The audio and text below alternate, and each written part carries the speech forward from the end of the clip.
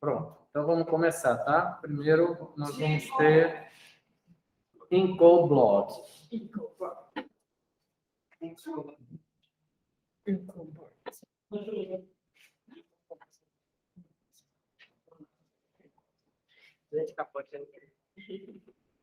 Boa noite, gente. Só um outro.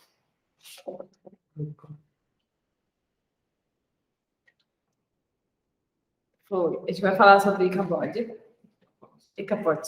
Desculpa. Truman Capote. Quem foi, né? Ele nasceu em 1924 e faleceu em 1984.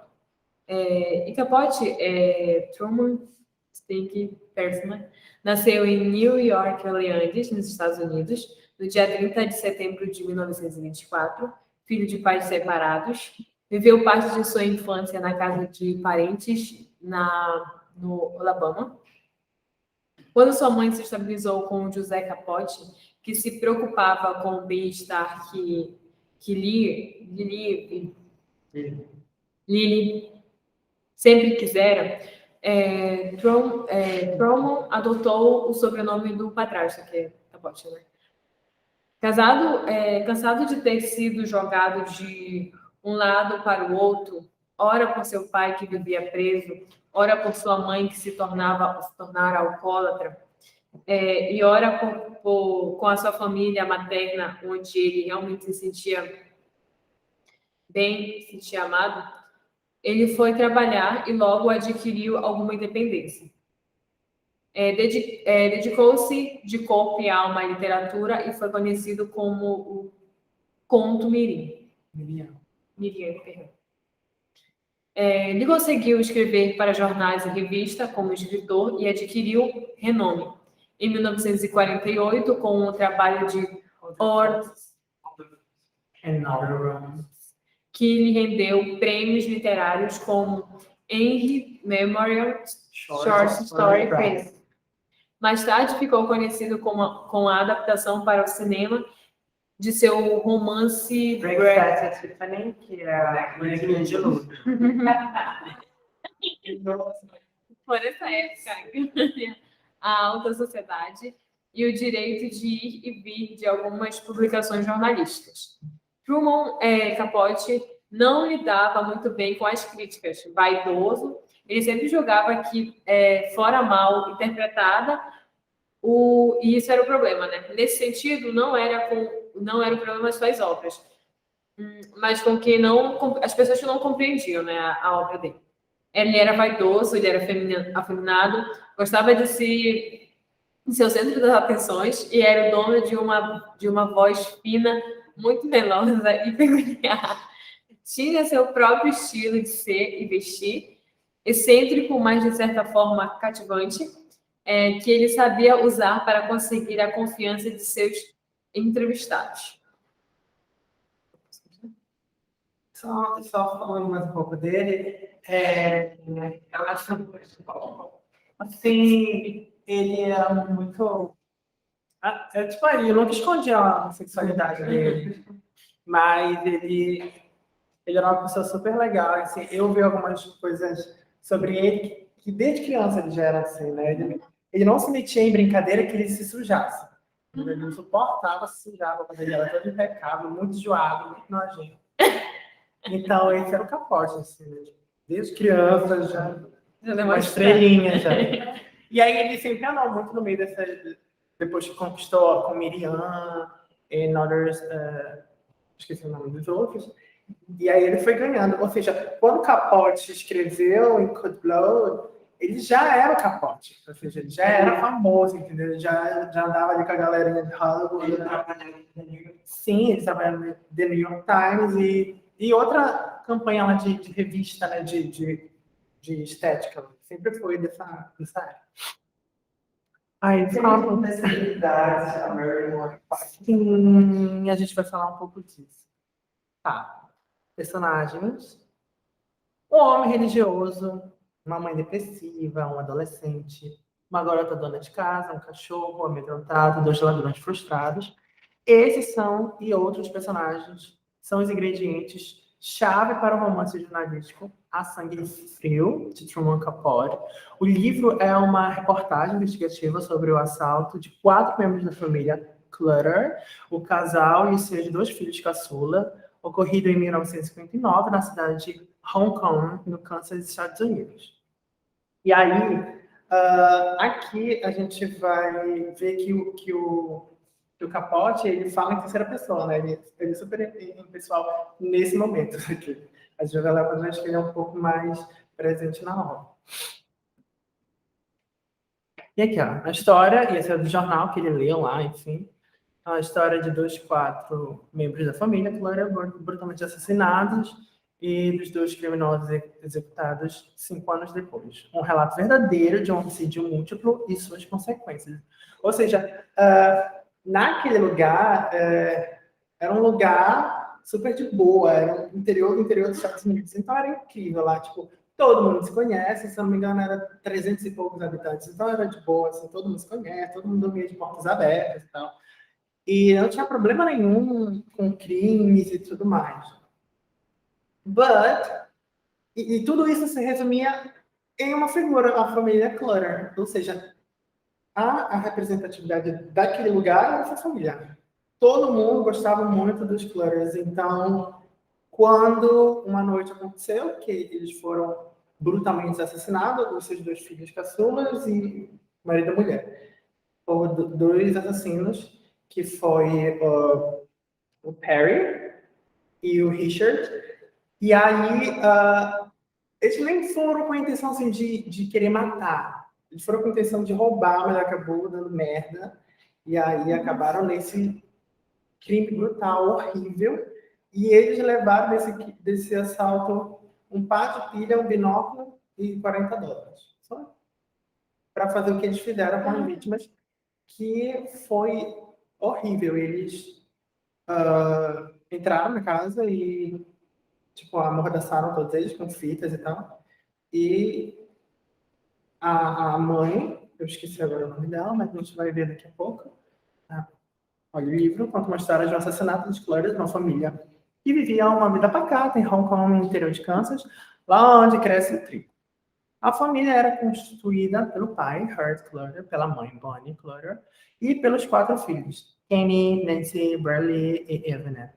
Sendo que apenas os 2 mais novos, Kenny e Nancy, ainda moravam com os pais na cidade. Tudo ocorria normalmente até a noite de 15 de novembro de 1959, quando os 4 foram assassinados de forma brutal, sem nenhuma razão aparente. E o pior, pelo fato da família ser reconhecida e amada por praticamente todos da pequena cidade, o medo se instalou com a dúvida de quem poderia ter sido cometido um crime tão cruel. Assim, uma investigação assídua começa em 5 anos depois. 2 autores do crime, Perry Smith e Richard D. Rickcock, são presos e executados. Ou seja, quando isso aconteceu, todo mundo ficou super assustado com aquilo. Então, ninguém mais dormia de porta aberta. Tu passava por lá e tu via, assim, tarde da noite, as luzes ligadas e a galera, assim, olhando para ver se ninguém entrava na casa para, tipo, executar eles e acontecer outras coisas piores. Então, a história perpassa por muito isso. Nos primeiros capítulos, a gente vai conhecendo muito sobre a cidade, porque o Capote, ele viaja para lá, mora lá durante 1 ano para fazer a investigação, porque ele leu um jornalzinho assim, só um pedacinho, e viu aquela oportunidade de fazer um livro a sangue frio. E como ele era, como a gente sabia, ele era afeminado e tudo mais, e como é no interior dos Estados Unidos, ele sabia que ele poderia ser retalhado lá do jeito dele. Então, ele levou a amiga dele, Harley Lee, né, o nome dela, que era muito amiga dele, também uma escritora da época, muito conhecida, para que, digamos que eles formassem um casalzinho e ninguém suspeitasse dele. Então, eles foram lá juntos e foi uma investigação de boca a boca, assim, ele escrevendo e fazendo as interrogações, porque eles acreditavam que filmar, né, e gravar a voz das pessoas seria muito constrangedor. As pessoas não contariam de fato o que aconteceu naquela noite ou o que eles viram. Então, eles se sentiam mais livres para falar quando conversavam, assim, eu e você e tudo mais. Tanto que eles tiveram que entrevistar as pessoas, e aí eles voltavam para casa, escreviam tudo que eles tinham coletado, e aí, quando eles tiveram a dúvida, eles voltavam lá, entrevistavam a pessoa, tanto que eles faziam isso com, acho que mais de 5 vezes com uma pessoa só. Então, eles entrevistavam policial, amigos, familiares, toda praticamente a população de lá, né? Então, era um trabalho também. sim, os assassinos também, né? E ele foi bem assíduo, tipo, ele entrou mesmo. As filhas não foram muito a favor dessa questão, as filhas mais velhas, no caso. Para elas queriam que tivesse sido de outra forma a lembrança dos pais, não dessa forma brutal relatada por Capote, mas ele foi a fundo, né?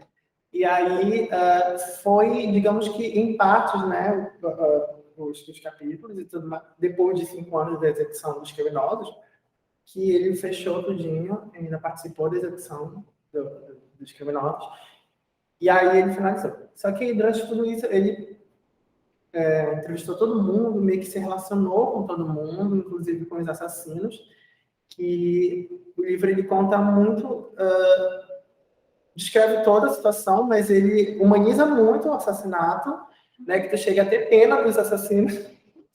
Sim. Só que ele colocava ele humanizava os assassinos e depois ele jogava, tipo assim, é um erro deles ter feito aquilo, mas ele falava, mas eles estrupavam crianças. Então ele mordia e assoprava, mordia e assoprava. E acabava que os leitores tinham um pouco de compaixão dele, de, meu Deus, o que esse cara tá. E aí, muitos dizem que Capote teve um relacionamento com Harry, né? Vou ficar muito próximo. E aí, depois disso tudo, né? Teve os próprios assassinos que deram, depois das versões deles, dizendo que não era tudo aquilo que ele colocava no livro, mas foi exatamente isso. E deu um novo estilo depois que ele escreveu essa forma literária, né, que é jornalismo literário, que foi um novo estilo para aquela época.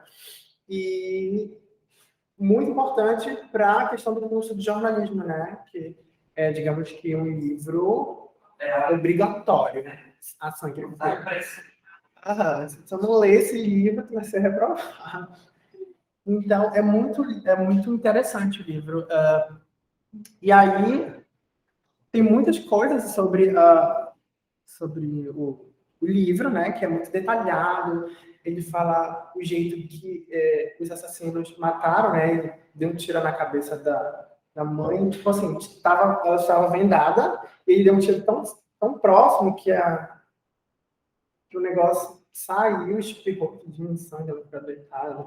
As duas crianças, além disso, ele ainda cuidava, ele embrulhava as vítimas, colocava o travesseirinho debaixo da cabeça, enfaixava toda a cabeça dele.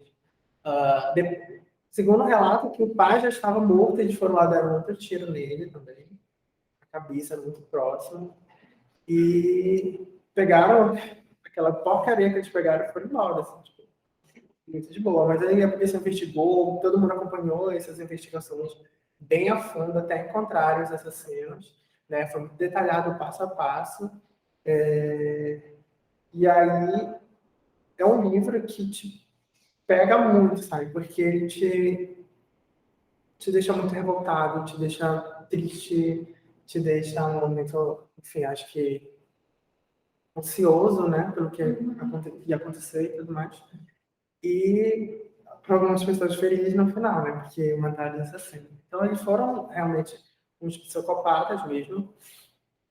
E graças a também, eu acredito que ele ajudou muito nisso. E no final, ele foi para finalizar o livro lá para o mesmo lugar, em Hong Kong, para ver a execução dos assassinos. Eu não trouxe a imagem deles porque eu acho que Capote já romantizou muito eles aqui no livro. E aí parece que o primeiro que morreu foi o Richard, enforcado. E depois foi o Perry, tanto que ele teve náuseas e nem assistiu a morte dele, não. E aí ele finalizou o livro. É muito interessante, eu já encomendei o meu, preciso ler esse livro, né? Ai, as pessoas falando que ficaram revoltadas e depois amavam, depois ficavam revoltadas de novo, choravam, largavam o livro por 2 dias e depois voltavam a ler, muito chateadas. E aí o legado que foi criado em 2009, exatamente 50 anos depois da tragédia, o Parque Memorial da Família Clutter, com uma placa em memorial à vida da família e a sua importância para a comunidade. O organizador da criação do parque foi Baby Hub, o garoto que na época era do assassinato, era a namorada da Nancy, filha deles. E Baby contou com a ajuda da comunidade por mais de 1 ano para realizar o projeto. O planejamento durou vários meses e houve uma campanha de arrecadação para a construção do parque que, com sucesso esplendoroso, obteve 23 mil dólares. Antes do parque não havia nada além da casa dos Clutter para relembrar a família, né? Como eu falei, as filhas deles mais velhas eram contra tudo isso, né? Assim, porque eles queriam mais que lembrasse pelo lado de quem eles eram, pessoas boas e tudo mais.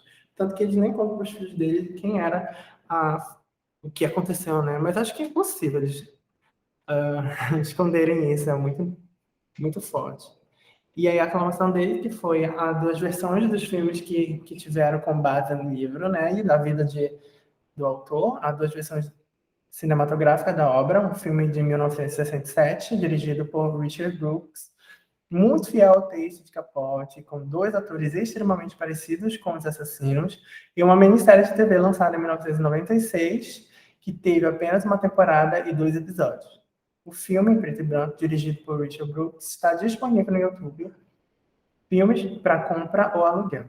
Em 2005, a United Artists e a Sony Pictures lançaram um filme com o título de Capote, que narra o processo do livro, da repercussão que o autor viu na notícia sobre os crimes no New York Times, o tempo que ele passou em Oklahoma escrevendo milhares de páginas de dados para o livro. O papel de Capote foi interpretado pelo Philip Hoffman em 1967, em 2014, né, em uma caracterização tão perfeita que lhe garantiu quase todos os prêmios, inclusive de melhor ator de 2006. Todo mundo fala que esse filme é muito bom, né? Inclusive no ator que ele ganhou o Oscar, né? E esse outro aí, ele fala muito sobre a história do A Sangue Frio mesmo, e o outro já vai retratar sobre a vida mesmo do Capote mesmo, do jeito como ele era. E aí, esse outro filme, teve outro filme com a da bonequinha, né? A bonequinha de luxo, que pra ele queria que fosse Marilyn Monroe, que era muito amiga dele.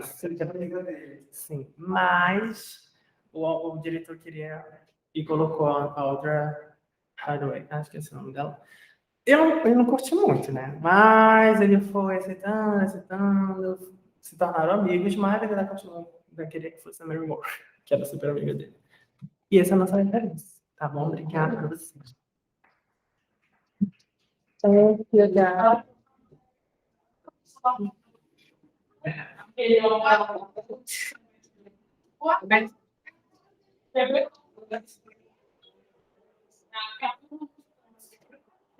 Ele é muito parecido com João, quantas vezes tu já leste esse livro? muito.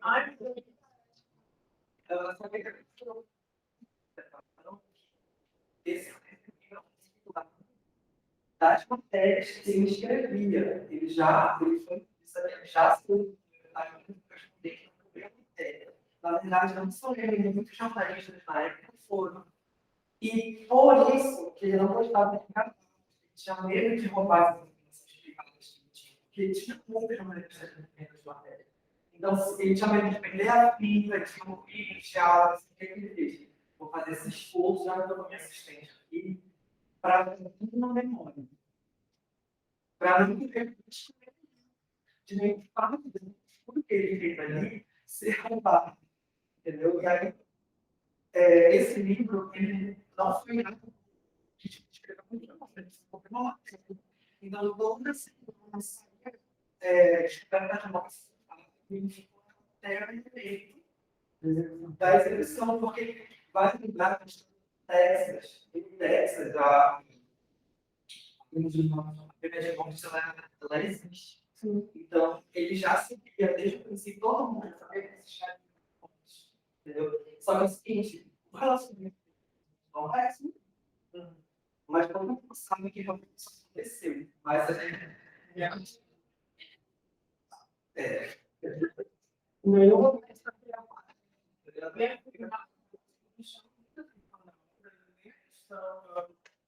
do que roubaram esse primeiro obra dele. Na verdade, foi o estilo que ele usou literário, que foi inovador,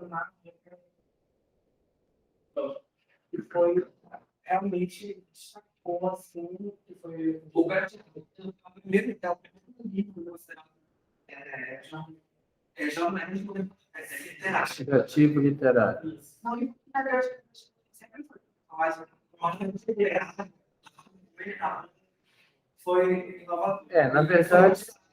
Porque existe sempre muita crítica com relação aos jornalistas da literatura. Isso. E aí, ele não quis saber, ele falou: todo mundo vai escrever do mesmo jeito, mas o assunto é o mesmo. Então, ele tinha que fazer uma maneira de pudesse se destacar na multidão e ele era conseguido já. Ele já era muito sim, entendeu? E todo mundo já sabia que ele era homossexual. Todo mundo descobriu, todo mundo sabe quem é o João. Então, ele já tinha essa possibilidade, ele não ia passar despercebido, ele já sabia que ele era jornalista, que estava lá com ele, ele já tinha uma expansão imensa. Ele estava toda semana na base da entrevista de celebridade, todo mundo sabia quem ele era. Então, era impossível ele passar despercebido. Então, esse privilégio que ele tinha, ele também conseguiu essa oportunidade, porque quem estava participando do julgamento, em torno da cidade da vizinhança, eu tinha o prazer de ir lá com ele, ela sabia que ele era um cara conhecido, tinha certos privilégios. Esse também é um dos grandes fatores que parece ter contribuído para ele ter saído. Uhum. Algumas pessoas dizem que ele era uma pessoa extremamente inteligente e perspicaz. E que, então, ele conseguiu, apesar de viver nesse mundo badalado, ele conseguiu ser discreto com relação a essa opção que ele tinha de ser homossexual, né? Porque naquela época, não, ele conseguiu manter essa relação, essa identidade, vamos dizer assim, de certa forma discreta, com descrição, né? Mas ele era uma pessoa muito... Não é influente, ele era uma pessoa muito... ele tinha muita penetração, entendeu? Nos ambientes que ele frequentava. Tanto é que ele conseguia conversar com esses Deus. Justo. E aí, Pois é, mas o ponto aí é o seguinte: as pessoas da cidade não estavam esperando que ele fosse cobrir esse caso, porque era uma coisa que primeiro não tinha nenhuma relação com o que ele fazia, e depois era algo que não vamos dizer assim, suscitaria nada de mais importante, ou que esse contexto onde ele frequentava, ninguém estava interessado numa história como essa. Então, ele foi, dizem alguns, que ele foi quase que forçado a fazer essa cobertura, né? E aí, quando ele se viu diante de todos aqueles detalhes e de todos aqueles fatos, ele teve, então, esse insight de construir uma obra que ele próprio não esperava que fosse se tornar essa coisa tão importante que se tornou. Quer dizer, ele não pensou que ele estava produzindo uma obra literária. Ele pensou, o que ele quis foi fazer uma narrativa com um estilo próprio, vamos dizer assim, para que não ficasse uma coisa, um artigo de jornal, né? Uma página policial de jornal. E ele conseguiu, acabou conseguindo, né? E depois ele acabou criando toda essa fama. Ele próprio virou uma celebridade literária, vamos dizer assim. E vocês perceberam aí que ele morreu muito cedo, né? Ele tinha 60 anos só. E aí algumas fofocas começaram a surgir, né? Algumas pessoas dizem que ele morreu de AIDS, que ele sabia que tinha AIDS, e por isso ele morreu tão jovem. E outras pessoas não acreditam nesse relacionamento que ele teria tido com um dos assassinos. Mas isso, na verdade, também não faz muita diferença. No caso aqui, para a obra literária. Isso aí não é importante, entendeu? O importante é o conteúdo literário daquilo que ele produziu, tá? Tanto que ele foi reconhecido e, enfim, ganhou prêmios e fizeram filmes. E aí, se a gente fosse pensar numa associação atualizada disso daí, eu não sei se vocês lembram de uma cidade americana chamada Emmetsville, onde um fato muito parecido com o que aconteceu lá em Holcomb, mais para perto de nós, né? Também aconteceu, né? E não foi igual, mas foi algo bem assemelhado. Foi uma família que foi assassinada e depois disseram que aquilo tudo era mentira, né? E criaram lá uma espécie de museu, e aí ninguém queria alugar a casa, ninguém queria comprar a casa, não conseguiu vender a casa, nem alugar, enfim. Criou-se uma celeuma, né? Criou-se todo um enredo de ficção em cima da obra, tanto que ela, de alguma forma, é literatura, porque fizeram filme, fizeram livros, escreveram histórias, né? Então, toda ficção que representa algum fato da realidade é literatura, tá? Bem, mas nós... Porque ele relata de uma forma tão Detalhada, né? desde o nome da primeira policial que os corpos ali na casa. Ele foi bastante inteligente. Todo mundo sempre disseram isso dele, né? Sempre disseram as pessoas que conviviam com ele que ele era uma pessoa extremamente inteligente. E devia ser, né? Senão ele não teria frequentado aquele ambiente todo e se mantido tão, vamos dizer assim, incólume, né? Mas o que eu queria falar para vocês é uma coisa que é bem de ontem. Eu não sei se vocês acompanharam isso, mas há uns 10 anos atrás, numa tribo indígena aqui do Xingu, das reservas aí do Alto Xingu, um cacique, ou o cacique e o pajé, ou alguma pessoa lá da tribo, assassinou e esquartejou uma criança, tá? Que não se sabe exatamente se era filho do cacique ou se era uma criança da tribo, né? E eles assassinaram e esquartejaram a criança e começou todo um processo de julgamento desse caso, né? Isso faz 10 anos. Aí, vocês sabem, né? A justiça brasileira é um vai e vem danado. Mas o que mais surpreendeu a todo mundo foi que agora, acho que sexta-feira ou ontem, eu acho, não tenho certeza se foi sexta ou ontem, o Superior Tribunal de Justiça inocentou os dois e alegou que aquilo é cultural, que foi um ato cultural religioso. Quer dizer, foi um rito, provavelmente na tribo, né? E eles, então, sacrificaram a criança pelo rito. E o STJ inocentou os dois. Então, quer dizer, nós estamos vivendo determinadas coisas de maneira muito real, né? E nesse momento. Então, a gente está vendo aí sociopatas, psicopatas, juízes com julgamentos e visões, talvez até meio distorcidas, né, das coisas, não sei, mas é a literatura, é a ficção de maneira real, quer dizer, nós estamos vendo a literatura da ficção acontecendo na vida real nossa, né? Como vocês vão ver daqui a pouco, com relação a outra obra. Mas vocês lembram do seminário de ontem que a gente estava falando?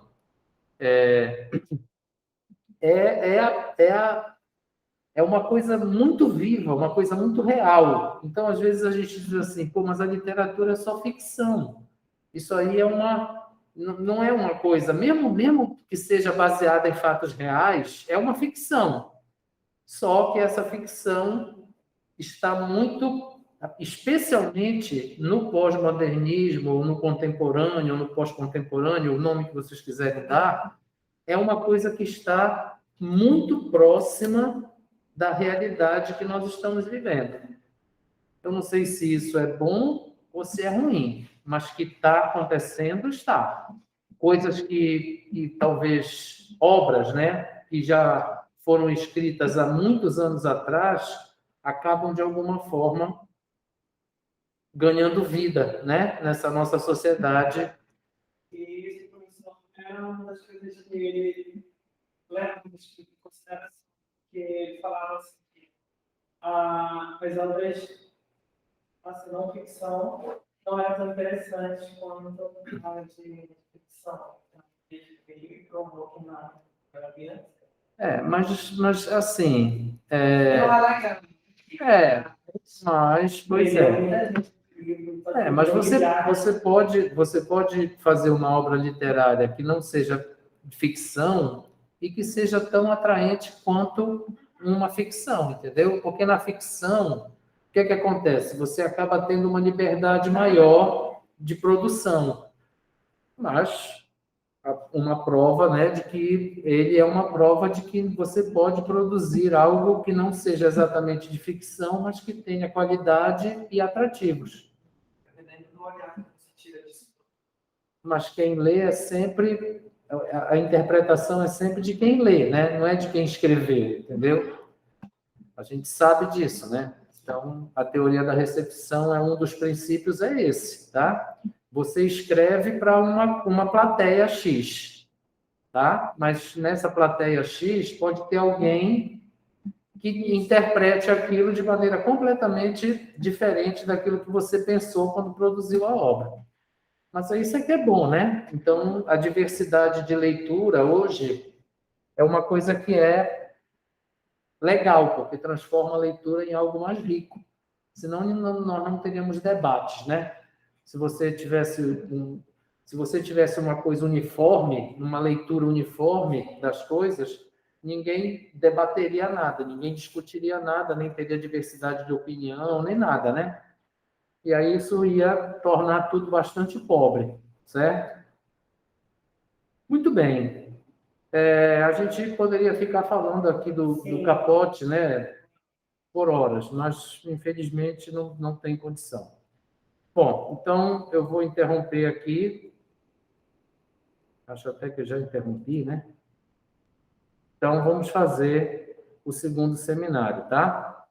Já que a Estela acaba de adentrar ao recinto.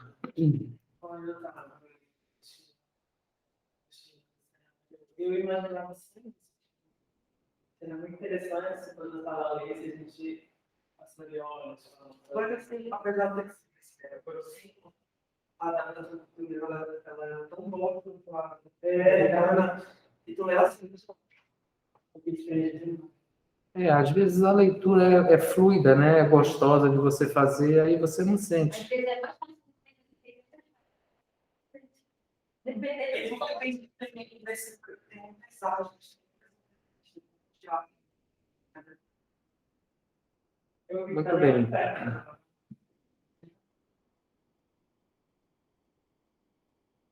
Então vamos a a uma obra ainda mais contundente, vamos dizer assim, né? Olha essa.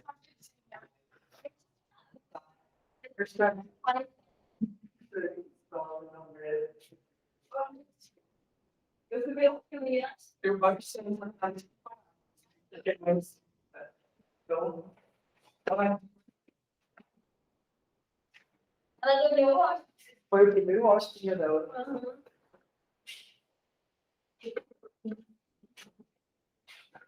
Bom, boa noite, amigos. Hoje a gente vai falar de Sophie's Choice, do William Styron. E uma história bem levezinha, né? Bem tranquila para ler assim antes de dormir. É bom ler quando tá bem fragilizado, porque a gente põe lá em cima. Sim. Ok. Se você for mamãe, então. Uhum. Olha, esse daqui é o nosso William Styron e a sua esposa, a Rosa, que é poeta. Então, vamos à biografia dele. Ele nasceu em 11 de junho de 1925, no verão, né? Em Newport News, na Virgínia. E foi filho de William Clark Styron e Pauline Margaret Abraham Styron. Seu pai, ele tinha as raízes muito fortes no Velho Sul, tanto que a mãe dele, que é uma informação relevante para o que vem mais tarde. A avó do William Styron, filho, ela tinha 2 escravos na fazenda dela. E o pai dele, do William Styron, ele sofria de depressão, e o que vai acabar se tornando uma questão na vida dele, porque, ao que parece, propensão a desenvolver doenças emocionais, a sensibilidade emocional era muito grande na família dele. Mas, apesar disso, na infância mesmo, ele viveu uma infância bem calma, bem tranquila, onde ele morava. Ele era apaixonado por suas famílias e lia bastante, era apaixonado por leitura. Sempre foi muito amigável, desde a infância, isso até o dia da morte dele, e explorava muito a orla marítima em que vivia e os arredores da região, do Newport News. A calmaria, contudo, terminou no início da adolescência. Com 13 anos, ele sofreu trauma de acompanhar a morte da mãe dele, o que acabou fragilizando ele muito, principalmente pela pouca idade. Ele estava saindo da infância, entrando para a adolescência, e lidando logo com a morte da mãe, e ficar com o pai, que era depressivo, impactou muito no emocional dele.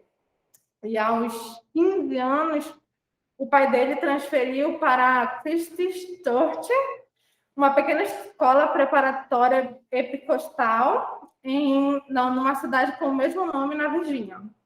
E passou para seus 2 últimos anos antes da faculdade. Ele se formou nessa escola aos 17 anos, em 1942. A sua vida universitária foi moldada pela Segunda Guerra Mundial. Styron participou de um programa de treinamento de oficiais da reserva de fuzileiros navais, começando no Davidson College, uma escola cristã conservadora. Todavia, insatisfeito com os rígidos padrões religiosos e acadêmicos da escola, ele foi transferido para Duke University pelos fuzileiros navais em junho de 1943. Teve um treinamento árduo e começou o serviço ativo na Marinha, nos fuzileiros navais, no ano seguinte, quando tinha 19 anos. Em junho do ano seguinte, foi nomeado segundo-tenente, para só então ser designado a participar da invasão do Japão. Eu acho que era o auxílio contra a Coreia do Norte, né, que foi falar mais tarde. Enfim. Só que ele acabou lidando com um empecilho, e um mês depois, os ataques da bomba atômica forçaram a rendição do Japão. E ele foi dispensado em dezembro. Ficou aliviado, contudo frustrado pela sua falta de experiência em combate. William Styron voltou para Duke College. Lá, renovou sua amizade com o professor William Blackburn, que se tornara seu mentor de redação. Graduou-se na primavera de 47 e acabou voltando. Ele não era muito dessa imersão, desse estilo rígido de ensino, não gostava também dessa religiosidade, então ele decidiu ser romancista. Mudou para a cidade de Nova York para achar a vida intelectual da cidade mais agradável, ele mesmo, dessa época, né? E foi lá que terminou Lie Down in Darkness, seu primeiro livro, aos 26 anos. Esse livro acabou lhe rendendo o Pixie de Rome, uma bolsa de estudos na Academia Americana de Roma, que começaria em outubro do ano seguinte. Aí, como ele não era bobo, ele aproveitou o verão daquele ano de 51 em Paris. Sim, ele não era bobo, foi lá aproveitar um pouquinho em Paris. Espairecimento, né? Enfim, o William se envolveu lá, né? Sendo dos expatriados americanos lá, ele se envolveu no The Paris Review, onde fez vários amigos, entre eles Peter Matthiessen, George Clinton e Irving Shaw. Encontrou tempo para escrever A Longa Marcha, que publicou naquele mesmo ano, 52, pela revista editora Discovery. O enredo dessa história, a Longa Marcha, foi inspirada na marcha forçada que ele próprio empreendeu, que ele próprio viveu em Camp Lejeune. Enfim, em Jacksonville, na Carolina do Norte. James Campbell declarou. Essa foi não lembro se foi ele é um jornalista, e ele declarou que o livro expressa a aversão de Styron pela experiência emocional, pela experiência militar, e deve ter aparecido originalmente como uma reprovação para colegas mais otimistas como Norman Mailer e James Joyce, que, embora expondo a brutalidade da batalha, o fizeram de uma forma a engrandecê-lo. Ou seja, ele criticava essa forma de escrever uma obra, principalmente que envolvia guerras e coisas, de um jeito como se enaltecesse o que acontecia. Retrata, sim, a brutalidade, mas acaba enaltecendo a guerra, a causa, enfim. E uma citação de um dos personagens, do Capitão Mannix, com quem Styron se identificava, é o seguinte: nada dessa porcaria de Hemingway para mim. Porque o Hemingway, não é? Ele acabou engrandecendo a guerra, que formava pessoas, homens. Tanto que o nosso personagem, né, ele foi um que se desenvolveu na guerra, do Hemingway, no caso. Mas, enfim. E esse ano na Itália, forneceu-lhe o material para Set This House on Fire, e foi em Roma que ele se reencontrou com Rosie Brunninger, poeta, na Academia Americana, onde ele estava estudando. E antes disso, ele tinha sido apresentado para ela no outono anterior, em Baltimore, na cidade natal dela. Rose e William acabaram se casando em Roma em maio de 52 e tiveram 3 filhas. Susana Styron, que nasceu em 55, no bairro de Yankee, em Nova York, que atualmente é escritora e diretora de comédia. Alexander Styron, de 28 de outubro de 66, nasceu no Brooklyn, e também é autora, escritora como professora, e Paula Styron, de Sherman, Connecticut. Ela é atriz. E tiveram um filho, Thomas Styron, de New Haven, diretor executivo da Community Services Network. Quando os Styron se estabeleceram em sua casa de fazenda em Connecticut, formaram uma família, e sua vida se tornou o ideal de qualquer aspirante a escritor: produtiva, mas relaxada; sociável, mas protegida. E em 66, ele acabou comprando uma casa em Martha Vineyard, onde a família passava as férias regularmente, mas ele acabou se mudando para lá e viveu lá até o dia da sua morte. Aqui é um pouquinho da família dele.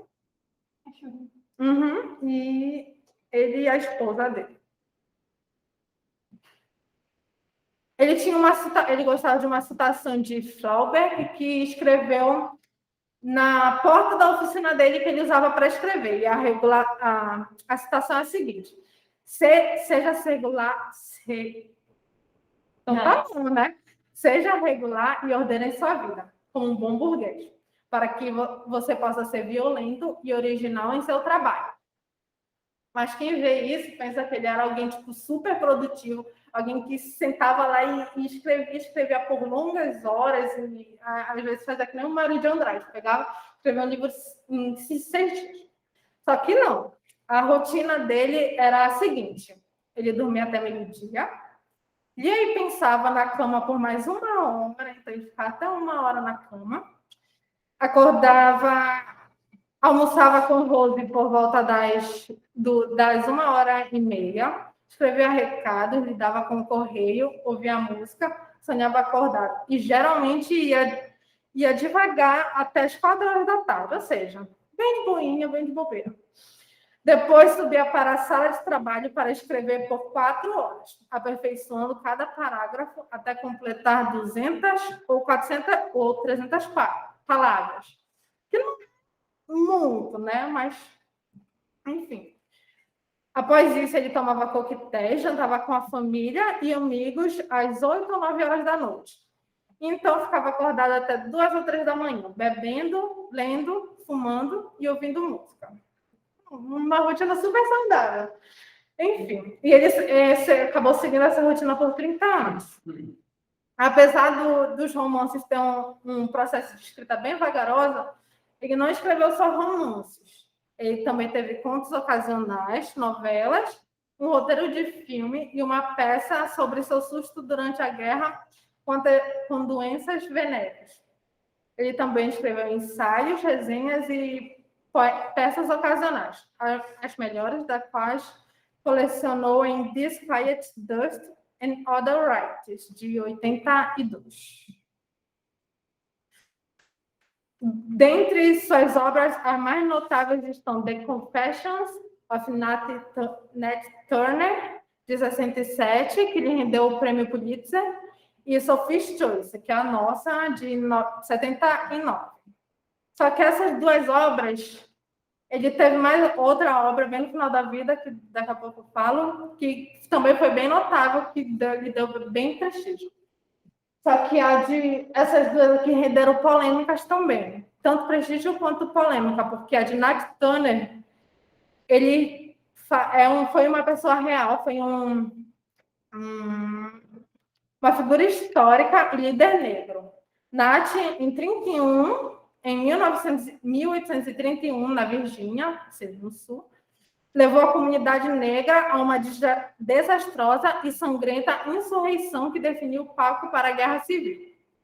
Então, dessa história, ele narrava a história de Nat Turner, usando a voz dele. Só que ele escreveu isso de uma maneira boa, só que muitos leitores e escritores negros questionaram sobre isso, principalmente ele ter ganhado o prêmio Pulitzer, porque ele era um homem branco, um homem sulista, um homem de pais sulistas. Então, foi muito questionado dele ter tratado desse assunto, principalmente na época em que eles estavam, que era de muito da ascensão dos movimentos sociais, principalmente da causa negra, do movimento negro. Então tá, e Sophie's Choice também acabou sofrendo polêmica, porque era uma polonesa, né? Uma polonesa que ficou indo para o campo de concentração, né? Isso. Auschwitz. Isso, Auschwitz. Então tá, no estilo de vida. O estilo de vida dele era o seguinte: já como o Rose cuidava da casa e das crianças e organizava a vida social agitada, Sion teve um círculo de amigos crescente durante sua vida. Alguns dos listados são esses aqui: Lillian Hellman, Archibald Wald, Philip Roth, James Jones, James Baldwin, enfim. E ele viajava com frequência para o exterior, especialmente para a França, onde continuava a ser admirado, desde aquele tempo em que ele foi estudar lá na Academia Americana até os dias de hoje, até enquanto ele estava vivo. E apesar de ter formado uma família harmoniosa, de ter vários amigos e uma vida iluminada, Staron continuava a ser atormentado pelos traumas do passado, o que lhe fazia beber para afastá-lo, como bem admitiu. Suicídio é um tema recorrente em sua ficção. Então, aqui a gente entra mais no lado obscuro em que ele viveu, porque ele abusava muito do álcool. E isso é mais do álcool, e principalmente ele sofreu muito com a depressão. Em 60, entretanto, ele descobriu que o álcool não combinava mais com ele, mas existir causava transtornos de humor para os quais ele precisava ser medicado. Essas drogas, por sua vez, produziram efeitos colaterais destrutivos, e ele foi arrastado para uma depressão suicida profunda e prolongada que não cedeu até que ele foi hospitalizado em dezembro e até o início de fevereiro de 86. Então, depois que ele se recuperou, ele teve uma recuperação, e depois que ele se recuperou, ele relatou todo esse tempo, todos os sentimentos, principalmente dele, em Darkness Visible, A Memory of Madness, de 90. 3 anos depois, ele coletou 3 histórias publicadas anteriormente na revista Square, em um volume intitulado A Tidewater Morning, Three Tales from Youth, de 93. Cada um trata do confronto da mortalidade, e a história do título trata da morte da sua mãe. A depressão não foi superada. Ele morreu se sentindo depressivo, morreu com esse sentimento. E ele foi hospitalizado várias vezes. Em Darkness Visible, o outro trabalho mais prestigiado dele também, ele retrata muito esse período dele, os sentimentos principalmente. E dessas aspas que eu achei interessante para trazer é essa aqui, que é: para aqueles que viveram na floresta escura da depressão e conheceram sua agonia inexplicável, seu retorno do abismo não é diferente da ascensão do poeta, que ele vai citando Dante em toda aquela obra, Inferno, Purgatório e Paraíso. Caminhando para cima e para cima, saindo das profundezas negras do inferno e finalmente emergindo no que ele viu como um mundo brilhante. Lá, quem foi restaurado à saúde quase sempre foi restaurado à capacidade para a serenidade e alegria. Isso pode ser indenização suficiente por ter suportado o desespero além do desespero. Então, ele finalmente teve um sossego em 2006, na sua casa em Massachusetts, há 81 anos, que foi quando ele morreu. A causa da morte, segundo a filha Alexandra, foi pneumonia, que foi sendo agravada por uma série de doenças, que foi uma doença que acabou progredindo até levar ele à morte. Enfim, pode ir lá.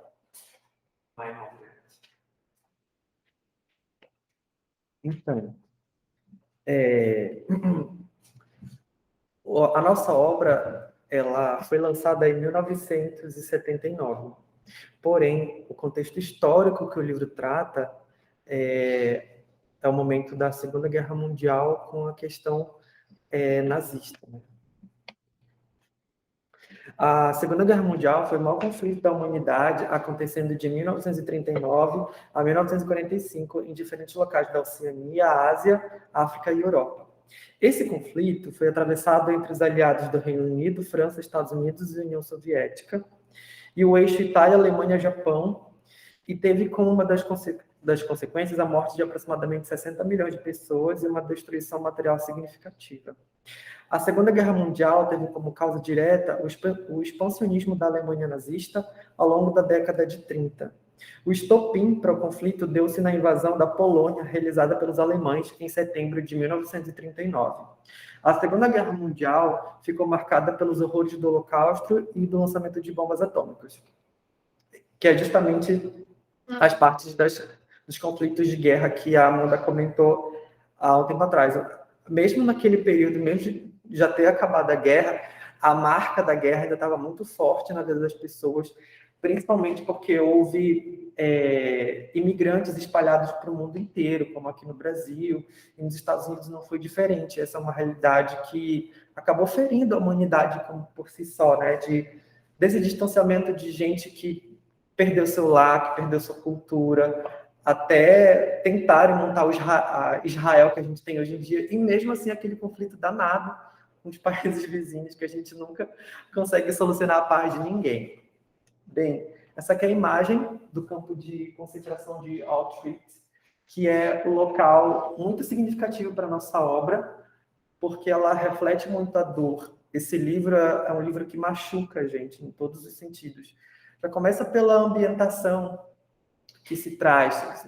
Quando a gente já comenta nesse nome, Auschwitz, a gente já fica estremecido, né? A gente que não viveu isso e só aprende na escola, a gente realmente fica emocionado, entristecido com o que a gente, enquanto ser humano, já foi capaz de fazer. É um dos momentos mais sombrios da nossa história como humanidade.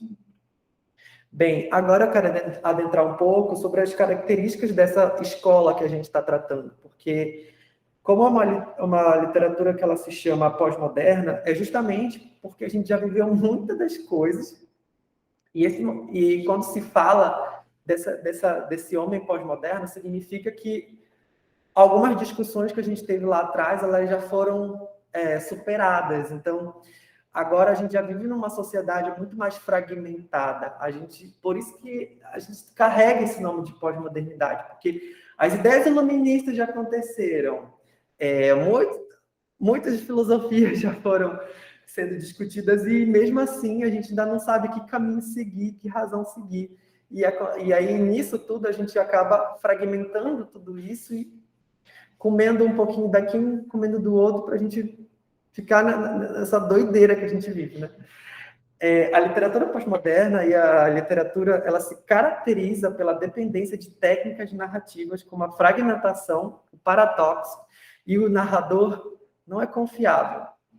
E frequentemente, embora não exclusivamente, definido como estilo ou uma tendência que emergiu na era pós da Segunda Guerra Mundial.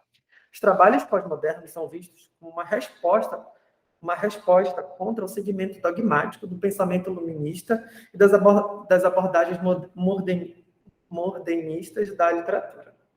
A literatura pós-moderna, como o pós-modernismo como um todo, tende a resistir à definição ou classificação como um movimento.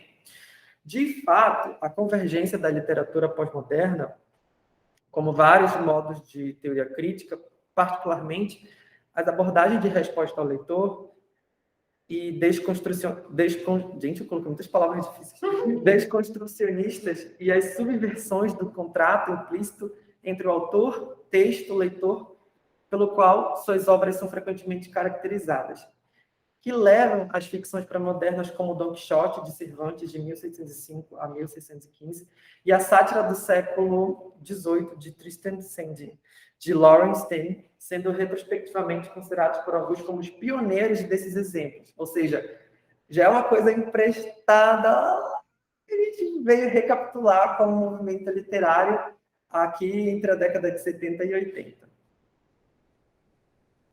Embora haja pouco consenso sobre essas características dessa escola, o escopo, a importância da literatura pós-moderna, como é frequente nos movimentos artísticos.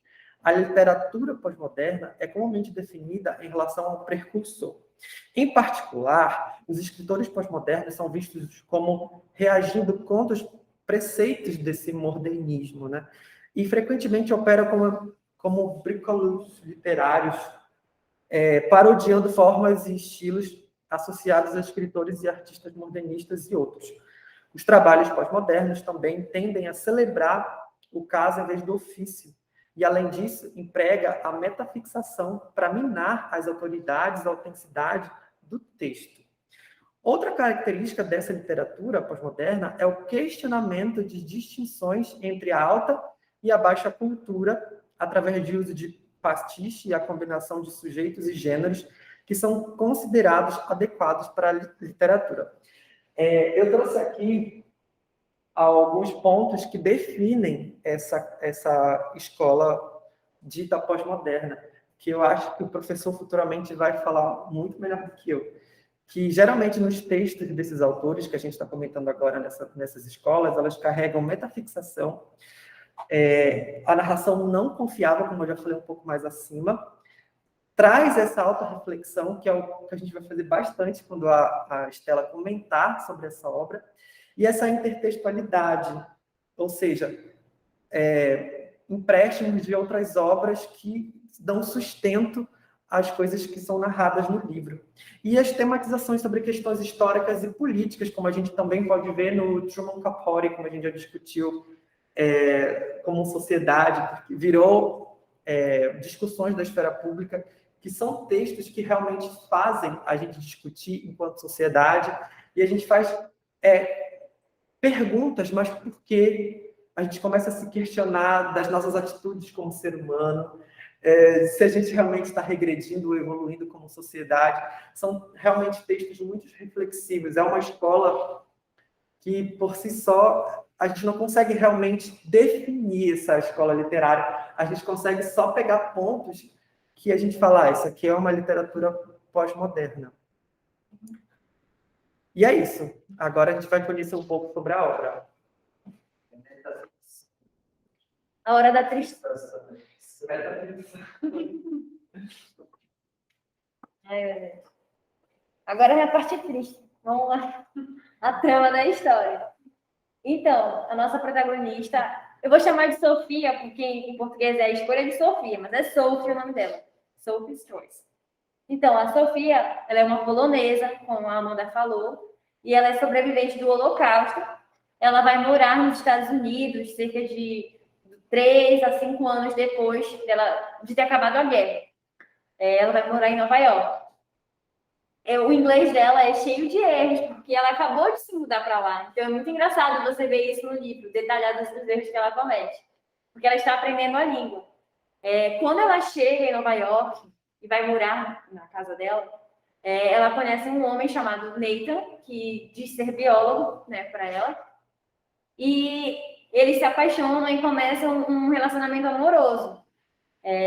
Mas a relação deles não é muito saudável, porque o Nathan ele tem uns surtos do nada e começa a ser violento, a falar coisas ríspidas para ela, então não é um relacionamento assim ideal.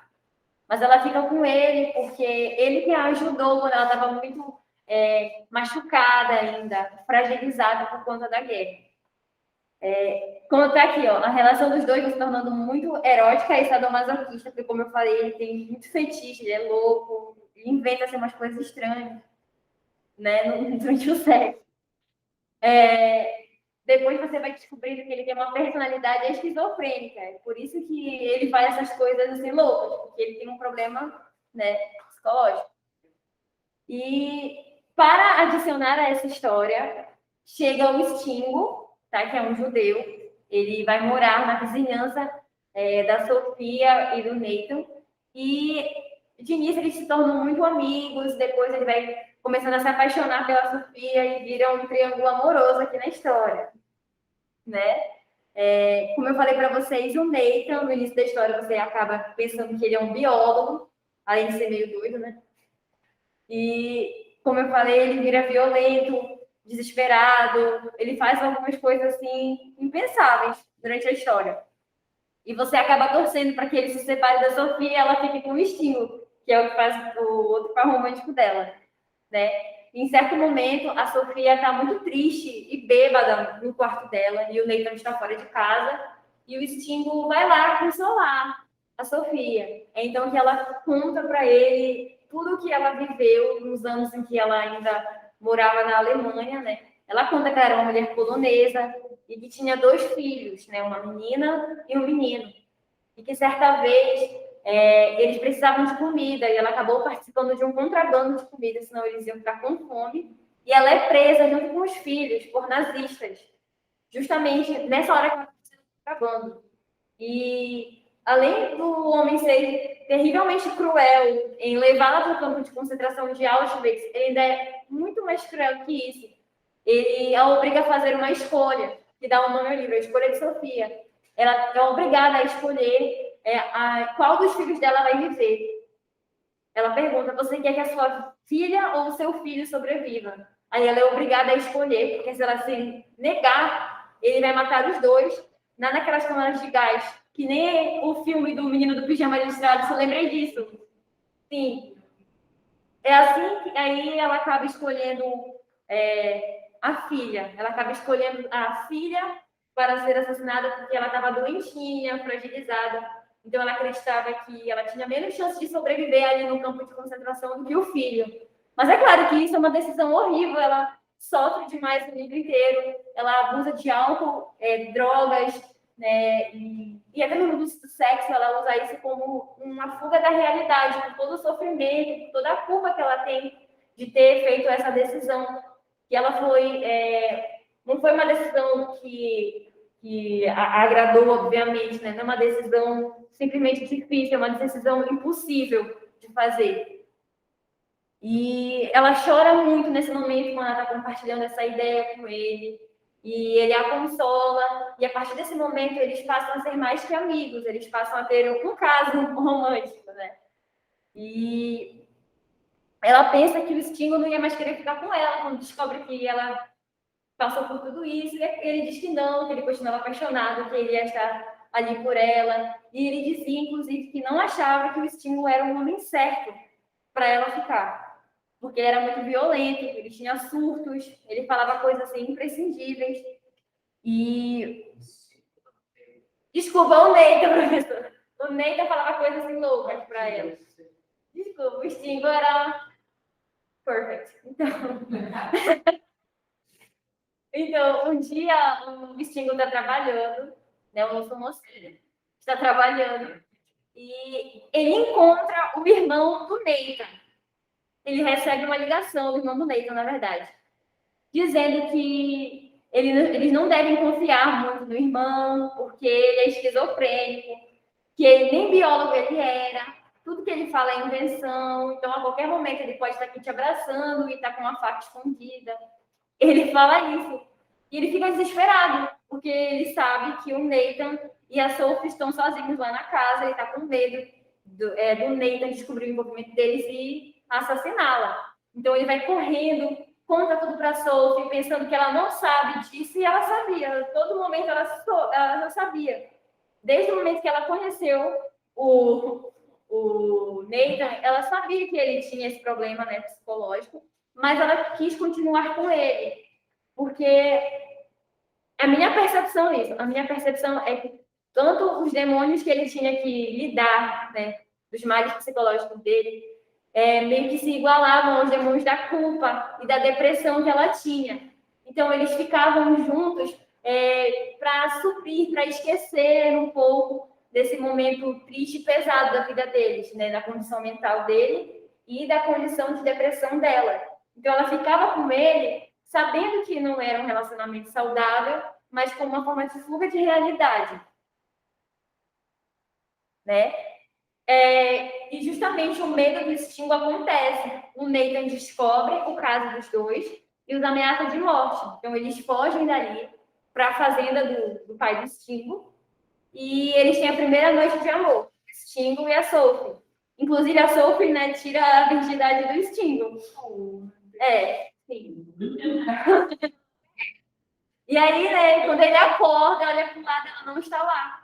Ela deixou uma carta dizendo que ia voltar para o Nathan.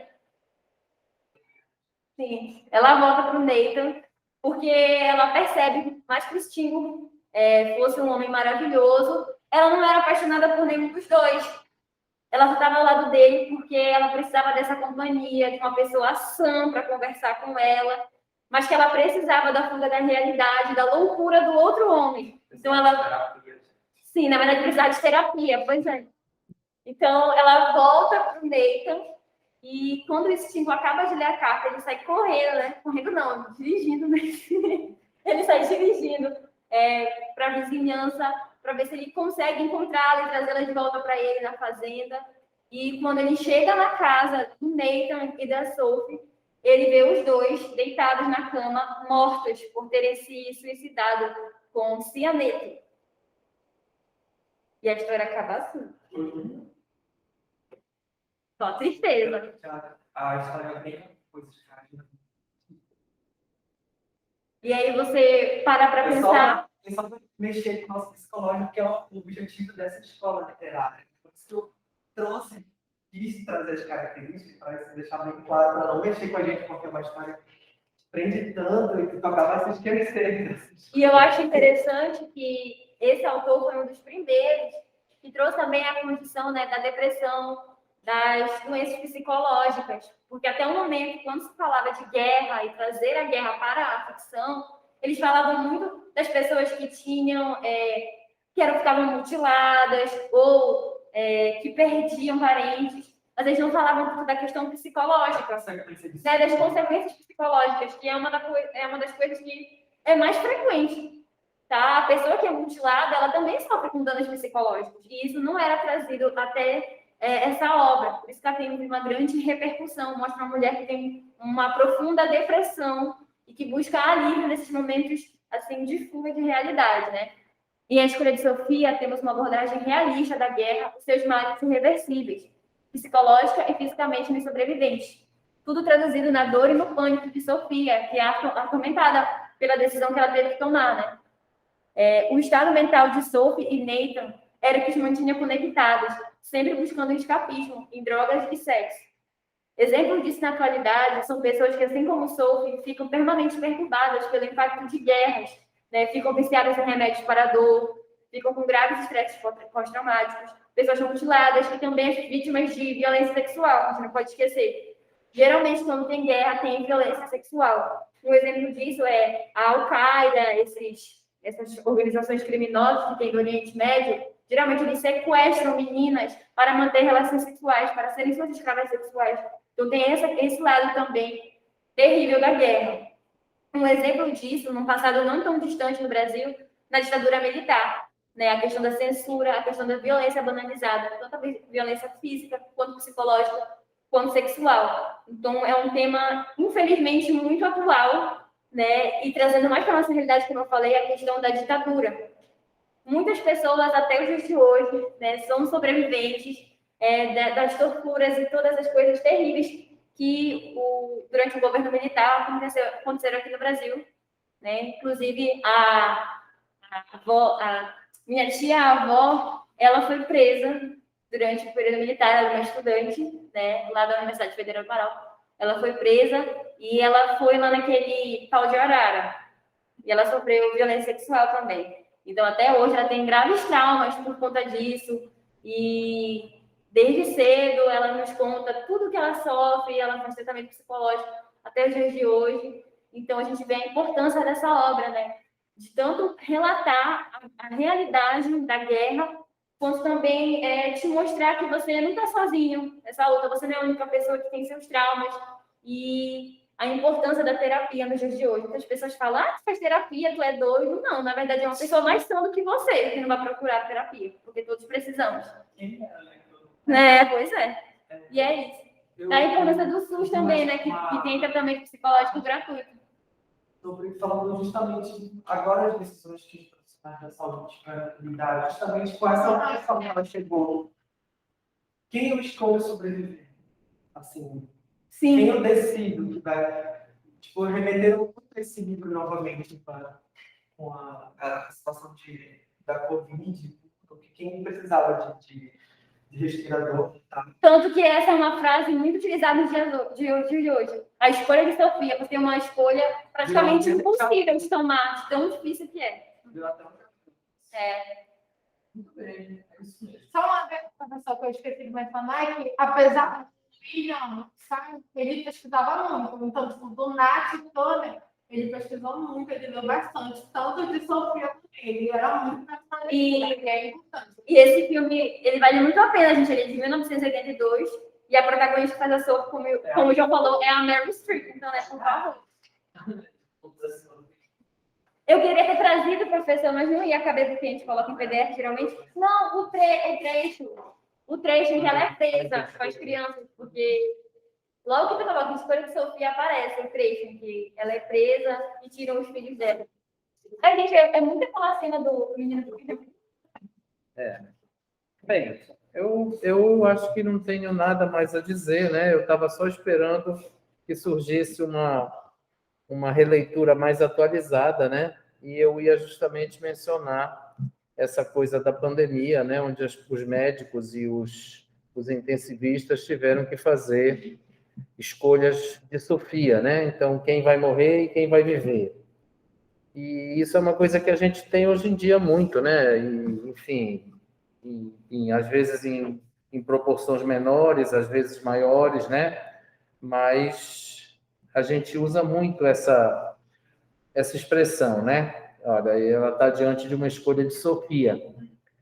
E lá na antiguidade, né? Se a gente for pensar, a gente já tinha esse tipo de situação também, que foi aquela coisa do rei Salomão, né? Quando as duas estavam brigando pela criança e ele então sem vamos dizer, sem saber que isso ia virar essa escolha, né?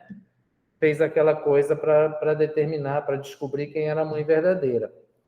E a literatura pós-moderna, ela não é uma literatura de ficção, tá? Os estudiosos dizem que a literatura moderna, que vem desde daquele período lá da geração Beat, depois da Segunda Guerra Mundial, que a literatura moderna, ela não é uma literatura de ficção, ela é uma literatura real. Apesar de ficção, ela é real. Apesar de algumas vezes trabalhar. Sim, ela é real no sentido de que você está lendo alguma coisa, se você abrir a janela, aquilo está acontecendo naquele momento. Ou se não exatamente, mas bem próximo do que você está lendo, tá? Então, o melhor exemplo disso é essa história aí da pandemia com a escolha de Sofia dentro dos hospitais, né? Especialmente das UTIs. E só complementando um pouco aquilo que o João disse aqui, a gente já tinha comentado um pouco sobre as características da literatura pós-moderna, né? E essa fragmentação, na verdade, ela não é exatamente da literatura, ela é da sociedade moderna, né? A sociedade moderna é fragmentada, tá? E isso, de alguma forma, afeta as obras, porque as obras, como eu acabei de dizer para vocês, elas são muito mais Que a gente está concretas, né? Muito mais reais, né? Então, diante de tudo aquilo que vocês viram aí, a gente tem essa fragmentação que é da sociedade e que, de alguma forma, afeta a literatura, e a metaficção, tá? Que o João acabou dizendo aqui fixação, mas não é. Metaficção, que a gente já falou, que é a ficção da ficção, tá? Então, é quando você cria a ficção da ficção que já existe. Então, vocês ouviram dizer aqui, né, para Amanda, que eu não sabia que o Pinóquio tinha uma irmã. Então, vamos imaginar que ele tivesse a irmã.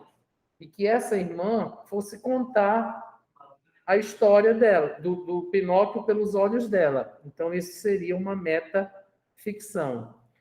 Exemplos bem próximos disso é a história da Branca de Neve, né? Quer dizer, da Malévola, quer dizer, a Malévola contando a história da Branca de Neve pelos olhos dela, Malévola, então é ficção da ficção. A Bela Adormecida, mas tem aquela, vamos dizer, mais lá para trás um pouco, a história do Drácula, né? Vocês sabem que tem o Drácula, obra do Bram Stoker, e tem o real, que é aquela história não contada. Então, é ficção da ficção. E isso não tem nada a ver com um narrador, né? Aquela coisa do narrador virtual, onisciente, não é nada disso, e nem com a crítica literária, tá? São coisas diferentes, certo? E, professor, o jornal também não copiar. Lembra que eu falei aqui que uma das características da literatura moderna é a individualidade da subjetividade. Então, é pelo seu olho. Então, lembra o mundo, o The World According to Garp? Você, é a sua opinião, entendeu? É por isso que as características envolvem a diversidade, o ecletismo, porque você está contando, você está escrevendo aquilo que você está vendo, mas que não quer necessariamente dizer que é o que ele está vendo, ou que ela está vendo, ou que eu estou vendo, entendeu? Então, nessa sociedade moderna, as coisas se atropelam quase que instantaneamente. Então, aquilo que tu estás vendo agora, que tu estás contando, tá? Pode já não ser mais verdade, já pode ser algo completamente diferente. Imagina um livro que leva algum tempo para ser produzido e publicado e comercializado. Olha, não vou dar um exemplo que vocês estão combinados. Assim, eu, enquanto leitor, quando a minha tia era adolescente, ela tinha um livro que eu não podia pegar, porque, como eu era criança,